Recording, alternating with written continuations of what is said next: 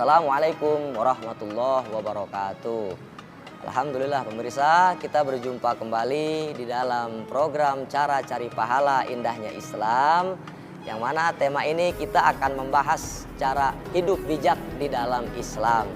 Saudara-saudara jamaah rahimakumullah, cara hidup bijak dalam Islam itu adalah ada pada suri teladan baginda Nabi besar Muhammad SAW. Sebagaimana Allah berfirman di dalam surat Al-Ahzab, Qaulallahu ta'ala, laqad ja'akum rasulun min anfusikum azizun 'alaihi ma anitum harisun 'alaikum bil mu'minina raufur rahim.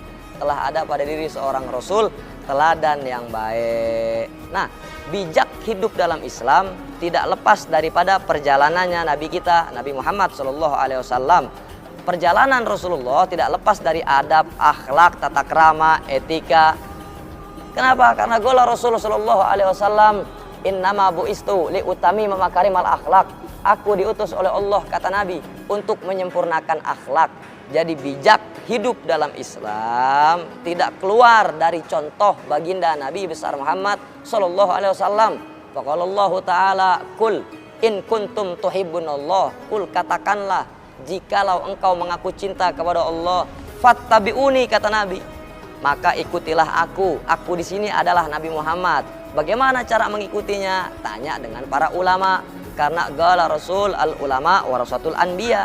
Karena Nabi Muhammad, karena ulama adalah penerus para nabi. Karena ulama adalah penyambung lisannya Nabi. Karena ulama adalah penyambung akhlaknya Nabi. Karena ulama adalah contoh daripada teladannya Nabi Muhammad. Bagaimana kita tahu tentang Nabi Muhammad jikalau bukan daripada penerusnya, bukan daripada pewarisnya, bukan daripada penyambung lisannya? Siapa penyambung para lisan Nabi? Mereka adalah ulama. Nah, jadi tadi, kul in kuntum tuhibunallah, katakanlah jikalau engkau mengaku cinta kepada Allah, fattabi'uni, maka ikutilah aku. Wa yaghfir lakum, ketika engkau sudah mengikuti Nabi Muhammad, maka Allah akan mengampuni dosa-dosa kamu. Wa yuhibbukumullah, maka Allah akan mengasihi sayangi kamu. Apa maksudnya? Maksud ketika kita sudah mengikuti Nabi Muhammad, sudah mengikuti akhlaknya Nabi Muhammad, sudah mengikuti teladannya Nabi Muhammad, sudah mengikuti uswahnya Nabi Muhammad, wa yaghfir lakum dzunubakum, maka Allah akan mengampuni dosa-dosa kita. Setiap langkah-langkah kita yang diiringi dengan sunnah Nabi, diiringi dengan akhlak Nabi, diiringi dengan tata teladannya Nabi, maka langkah-langkah tersebut akan menjadi berkah dan diridhoi oleh Allah Subhanahu wa ta'ala.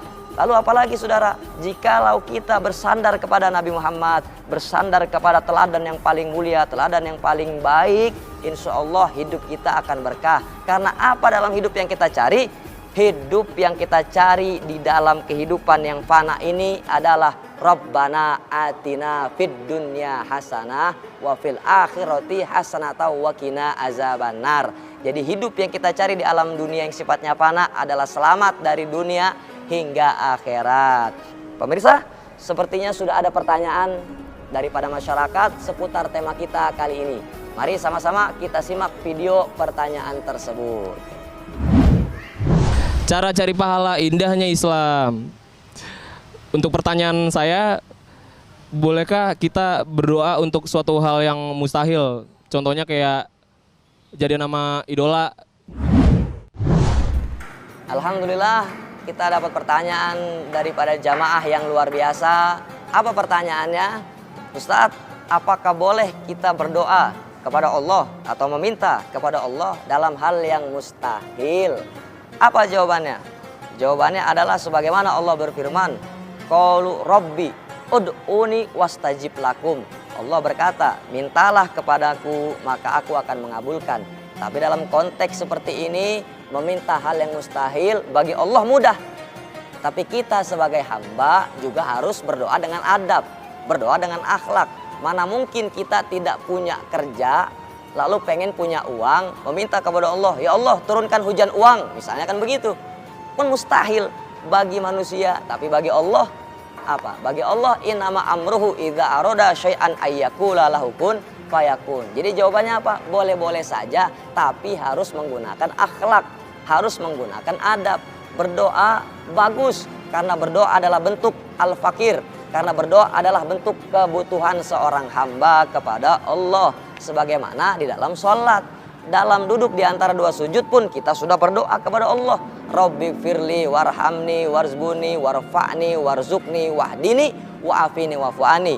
Hakikat dalam sholat tersebut itu udah permintaan kepada Allah. Lalu apa yang mau kita minta? Kalau kita minta kepada Allah harus dengan ikhlas, harus dengan akhlak, harus dengan adab. Lalu meminta kepada Allah tanpa adanya keyakinan. Lalu apakah boleh Ustaz meminta hal yang mustahil? Boleh-boleh saja. Akan tetapi berdoa dengan adab lebih baik daripada berdoa tanpa adab. Berdoa dengan menyesuaikan kebutuhan, dengan menyesuaikan keinginan, dengan menyesuaikan kemauan, itu lebih baik daripada berdoa hal yang mustahil. Contoh, Ustadz saya miskin pengen jadi kaya dong, tapi nggak mau kerja, itu nol besar. Meninggalkan makom asbab yang telah diberikan oleh Allah atas haknya manusia. Apa haknya manusia? Dua, berikhtiar. Yang pertama adalah syariat, yang kedua adalah berdoa. Itu adalah dasarnya manusia. Jadi para jamaah rahimakumullah, untuk doa yang mustahil itu boleh-boleh saja, tapi lebih baik berdoa dengan akhlak, adab dan niat yang sempurna dan ikhlas. Seperti itu pemirsa, kita akan kembali setelah pesan-pesan berikut ini.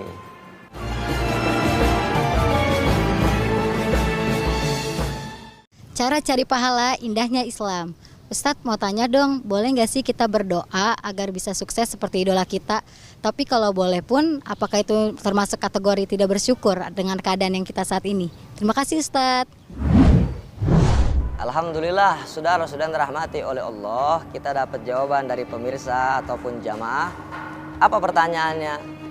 Ustadz, apakah boleh kita meminta kepada Allah agar menjadi seperti yang kita inginkan, seperti idola kita? Lalu ketika kita meminta seperti idola kita, apakah hal tersebut dikategorikan tidak bersyukur kepada Allah?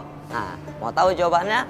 Jawabannya seperti ini, jamaah rahimakumullah, bahwasanya berdoa kepada Allah agar menjadi seperti idola dalam hal yang ma'ruf, dalam hal yang baik, dalam hal yang sifatnya maslahat, boleh-boleh saja, dan itu tidak mengurangi rasa syukur kita kepada Allah. Tapi jikalau idola kita, contoh kita adalah contoh yang tidak baik, adalah contoh yang buruk, adalah contoh yang tidak membawa kemaslahatan, tidak membawa kemanfaatan, maka diharamkan berdoa untuk mengikuti atau menjadi seperti idola tersebut. Contoh, dalam zaman seperti ini, zaman perkembangan zaman, sudah banyak contoh-contoh yang membuat rusaknya generasi muda. Contoh membuat rusaknya akhlak dan etika. Contoh-contoh yang dilakukan oleh orang yang tidak mengenal Allah, tidak mengenal Islam. Sehingga berapa banyak anak muda kita rusak karena mengikuti contoh tersebut. Contoh, banyaknya aplikasi-aplikasi game, aplikasi-aplikasi mohon maaf seperti aplikasi-aplikasi yang bikin orang bergoyang, pengen melihat aurat. Nah, itu aplikasi yang berbahaya saudara.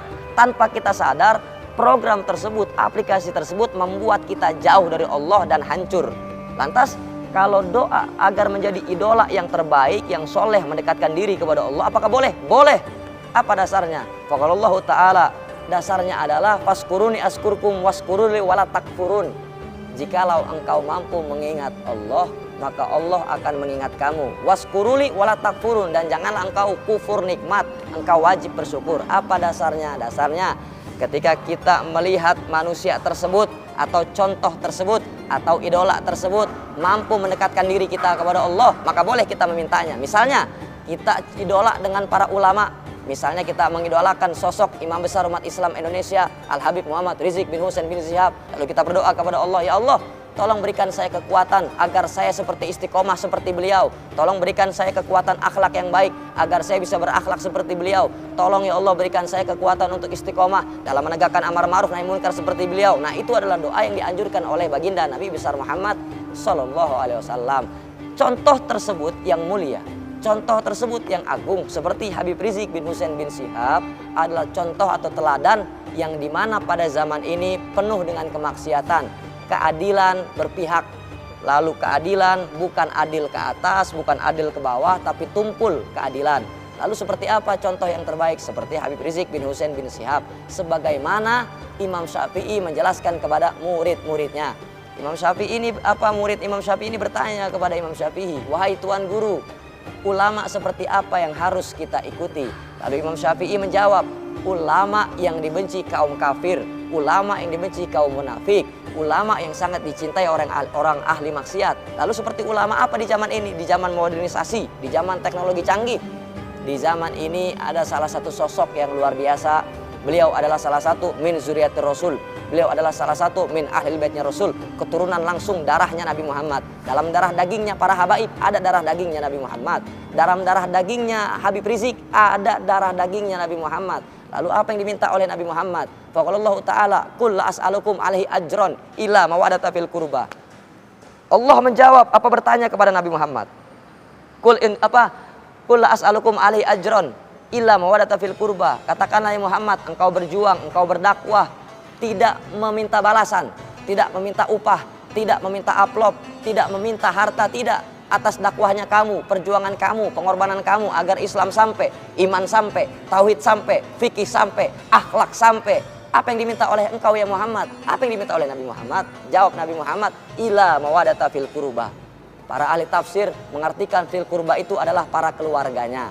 Jadi kesimpulannya, pemirsa jamaah rahimakumullah, kesimpulan daripada doa tersebut untuk agar kita diberikan kekuatan untuk idola yang terbaik, maka dibolehkan jikalau idolanya teladan yang paling mulia, dibolehkan teladannya yang paling baik. Jadi kesimpulannya adalah kalau mau jadi idola, mau punya idola, idolakanlah Nabi Muhammad, idolakanlah Rasulullah, idolakanlah teladan kita. Siapa teladan yang paling baik? Teladan yang paling baik adalah baginda Nabi besar Muhammad Sallallahu Alaihi Wasallam. Sebagaimana di dalam kitab Burdah karangan Imam Busiri, Muhammadun sukruhu fardun alal umami, Muhammadun zikruhu rohun li anfusina. Menyebut-nyebut nama Nabi Muhammad, mengagungkan Nabi Muhammad, memuliakan Nabi Muhammad adalah zikruhu rohun li anfusina, mampu menenangkan hati, mampu menyejukkan hati, mampu menenangkan jiwa. Nah, jadi kesimpulannya, kalau mau punya idola, berdoa agar disamakan dengan idola yang terbaik, maka idolakanlah Nabi Muhammad. Tidak ada lagi teladan, tidak ada lagi idola yang paling patut dimintai, yang paling patut dicontoh, paling patut ditiru selain mengidolakan baginda Nabi besar Muhammad Sallallahu Alaihi Wasallam. Karena kalau kita keluar daripada ajaran Nabi Muhammad, kita keluar dari sunnahnya Nabi Muhammad, kita keluar dari koridornya Nabi Muhammad, maka udah pasti dipastikan hidup kita akan rusak dan tidak terarah. Muhammadun sukruhu fardun alal umami, menyebut-nyebut nama Nabi Muhammad, mengagungkan Nabi Muhammad, memuliakan Nabi Muhammad, mencontoh Nabi Muhammad, mengidolakan Nabi Muhammad, sukruhu fardun alal umami. Maka wajib atas setiap umat bersyukur untuk meniru dan meneladani akhlak baginda Nabi besar Muhammad Sallallahu Alaihi Wasallam. Jadi kesimpulannya tadi, teladan yang paling baik, idola yang paling baik adalah baginda Nabi besar Muhammad Sallallahu Alaihi Wasallam. Terima kasih pemirsa atas video tersebut dan sudah menyaksikan program Cara Cari Pahala dalam Indahnya Islam. Sampai jumpa kembali pada episode berikutnya. Tetap terus stay tune di program Cari Pahala Indahnya Islam. Assalamualaikum warahmatullahi wabarakatuh.